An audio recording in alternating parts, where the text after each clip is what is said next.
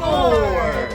That's right, today we're going to be talking about tools on the farm. And what better place to do that in our own farm shop, which is full of tools.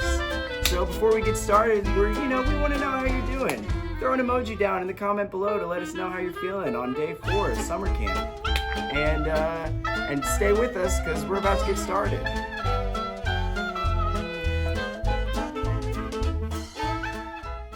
This type of workshop is found on every farm and ranch in America.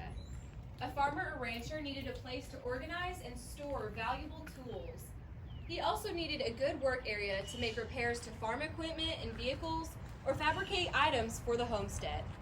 The skills used in a farm shop included general blacksmithing, leatherworking, woodworking, horseshoeing, coppersmithing, tinsmithing, and more. Later, mechanics like engine work, electrical work, and plumbing would be added to the farmer's skills. Thanks, Jess. You're exactly right. Every farm did have a farm shop. It was important for the farmer to have the tools that he needed, and they made them themselves. See, I was always interested in blacksmithing since a young age. It was something I'd never seen before I'd come to the farm. And it's something that you can come check out at our farm shop when we open up again. And you can see all sorts of tools that the farmer would have made around here. Right here in the center, we have our forge. You got your hammer, and you would hammer out some metal on the anvil. If you look over here, we got some horseshoes. Now, what are they doing here? Well, guess what? The farmer would make those too. These little pointy looking objects go on plows so they can plow the dirt. Along the wall, you'll see some saws, and then this right here. Can anybody tell me what this is? That is a post drill. It looks a lot different than the drill that you probably have at home, right? And in the back here, we got a big old bucket of nails. Rusty nails. Got to be careful with these, but this is another thing that the farmer had to make himself out of steel. Couldn't just go run on over to Home Depot or Lowe's. Got to build that stuff. You can find lots of cool things in the farm shop, such as the complete history of cut nails in America. First thing it says there is that nails in their crudest form date back to 300 BC. That's a long time. And here we got a little mini forge, and this wheel right here is known as a grindstone, used to sharpen knives usually. And another common object that was made in the blacksmith's shop are brands. And Jess is going to tell you a little bit more about branding. So here, Sam, here I'll let you have one too. Wow, thank you. This, if you can tell, is the Heritage Farm brand. So you can see the H for Heritage, F for Farm, and then A for Association. And so what they would do is they would stick these in the fire, and then when it was time for branding cattle, usually calves, they would put it on their skin, and it would leave almost like a tattoo of sorts on them. So before like ear tags were popular and a whole lot of fences, all the farmers used this, and especially for long cattle drives and everything, to identify their animals as theirs. So this is the own little Heritage Farms. It's upside down. There you go. I have an idea. Let's brand something. Okay. Now, while we can't use our historic brands here, we have a lot of modern day replica brands. In fact, we have the numbers 1, 2, 3, 5, 7, and 8. So if you comment below which of those numbers you like the best, we'll do one of them. Okay, let's do 5. Great idea. Thanks. So, as we talked about before, cattle brands, they are individual to each ranch owner or cattle owner, and they have some sort of meaning. So you can actually create your own cattle brand yourself. All you need is a pencil and a piece of paper and some imagination. So I will actually show you guys 2 cattle brands to start off with. This right here is my family's actual cattle brand. It is YLT, and it is the last letter of my grandfather's names. So Ray Lemuel Stewart, right there. So that is the one we use on my farm. And then below is my personal one that I like to use. So it has a J for my first name, an M for my middle, and an L for my last name, and it all kind of blends together. So these are just some ideas that you can use, but use your imagination, and whatever you'd like for your cattle brand, you can do. Thanks, Jess. That was really cool.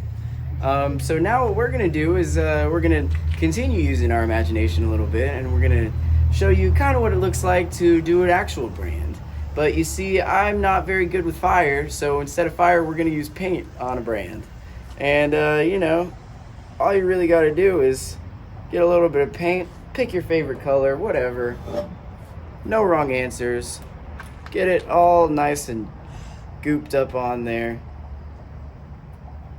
All over there. Just pretending like we're putting it there in the fire. And then we're also going to pretend that this here piece of wood is our cow. And you're just going to press it right up in there. Yeah, sorry, Bessie. And boom, that's a number 5. And here we are back at the kitchen garden. You see, the kitchen garden was a common occurrence on most family farms because the farm family had to grow their own vegetables to get all their nutrients.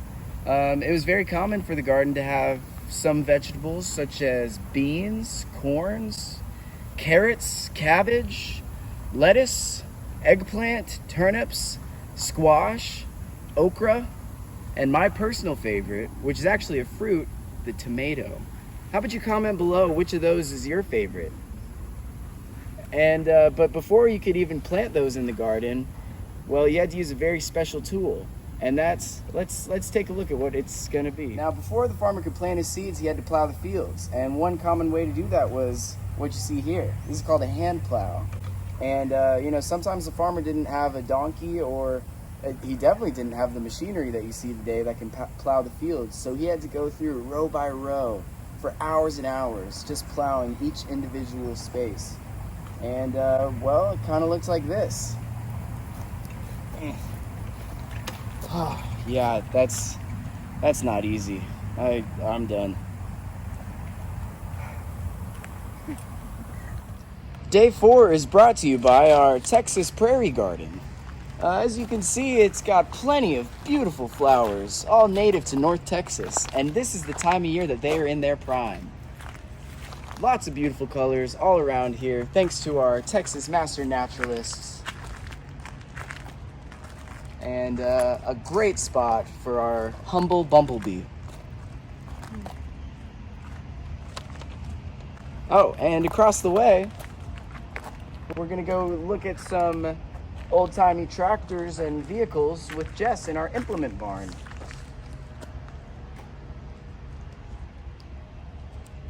Thanks, Sam. So you can't talk about tools of the past without considering all of the tractors and vehicles we have here in our implement barn. So the very first thing we have here is a covered wagon, which is not currently covered right now, but families would pack their entire households and families in these and go cross-country to move. So it'd take about like 3 months to go to California from Texas if you started right now.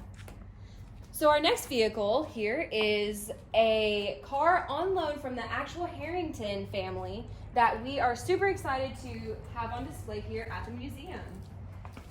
And it is a truck, and you can see in the back here all of the things it could haul and all of the space it has back here. Which leads me into another truck that we have to my left that is a Model T truck. So this is probably what you think of when you think of the original Model T with the lights and the steering wheel and the chair and everything back here. And this is actually a truck version of it. And so moving right along, we actually have a Fordson tractor, which was the first tractor used right here on this farm. And again, tractors like these would save families tons of money on time and labor. They would use less animals and everything to plow their fields and to plant their seeds. And last but certainly not least, we have our very own Pop and Johnny John Deere tractor. And we have used it in parades as demonstrated by Sam over here. And it is just a really, really cool piece that we are super excited to have here on the farm. So next up, after this tour of the implement barn, we are going to go to wool spinning. So head on over with us. Sometimes while exploring at camp, you find little treasures like this, like a little lizard on a tire here at camp. There he goes. Welcome to the History House. So this building is actually an old smokehouse donated by the Olney Davis family. And now it is used as a playhouse for the kids who come and visit the farm. So we have lots of little tools and toys in here that kids can play with when they come visit us. And now Sam is going to show us another tool of the past. One important tool that every farmer needed was a spinning wheel. You see, when they would shear the sheep and wash the wool, then they would use this here spinning wheel to spin it into yarn. And then that yarn could be used to make clothes. It was a very useful tool. And so now we're gonna head on over to the potting shed and let's just hop on the tractor.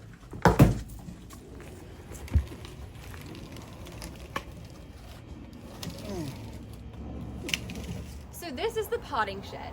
And something interesting about this building is this is original to this historic site. So inside we're gonna look at some garden tools and some things from this time period. So follow me and watch your head.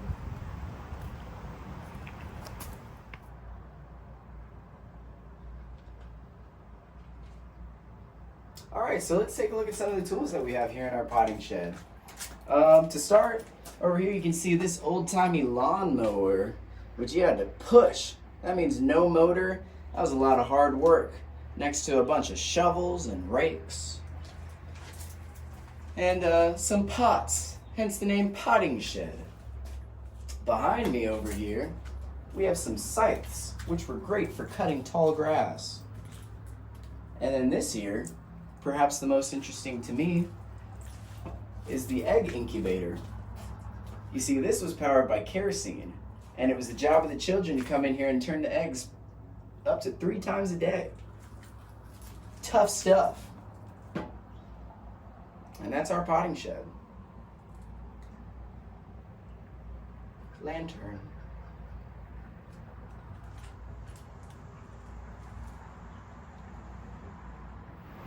Those are some pretty cool tools. Thanks for rocking day 4. Join us back here tomorrow for Water Wars on day 5.